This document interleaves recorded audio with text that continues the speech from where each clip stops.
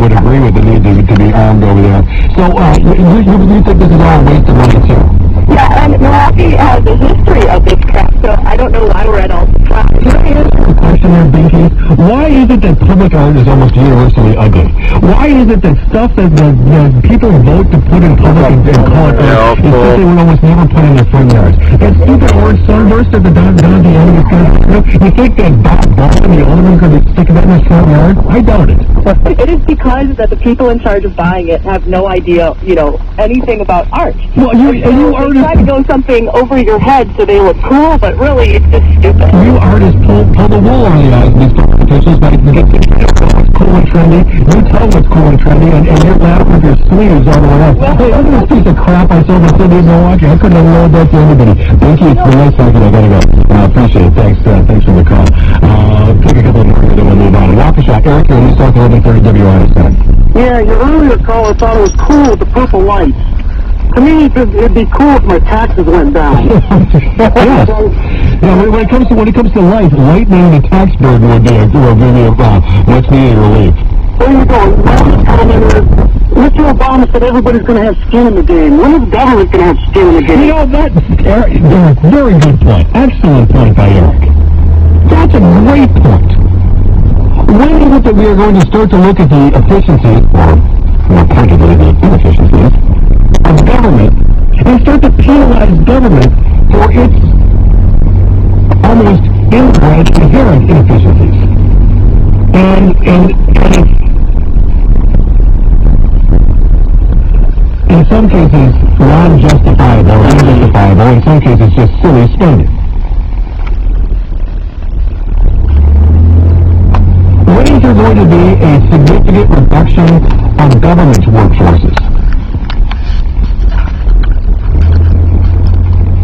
That's a really good question. I'm probably going to want my next point to make, but that's a very good question I'm just hanging out there.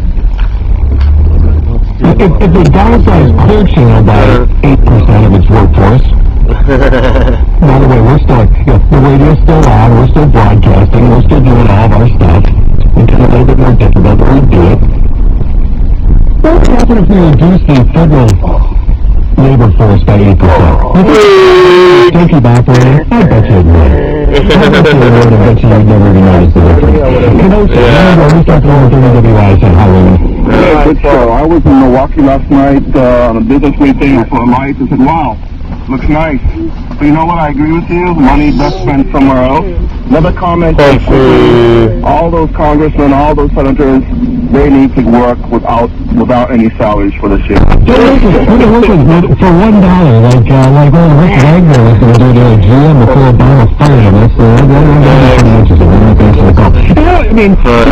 I don't want the city to be ugly. I don't think it has to be like Warsaw, Poland during the Soviet bloc years. I don't think it has to look like that. But I just don't think at this moment in time we ought to be spending. I don't care if this was planned for the Northern Energy Project, 8 years ago. The fact of the matter is the money is being spent now, and you have to relate the expenditure in the here and now to the economic circumstances of the country or of the state or the municipality in the here and now.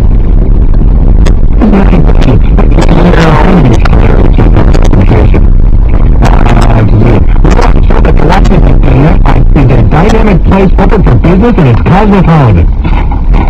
Steve, we gotta go a lot further than purple lights and the market interchange to demonstrate all those things. When we come back, I'm going to tell you about the latest company, the latest bailed out company, organizations, to hand out bonuses.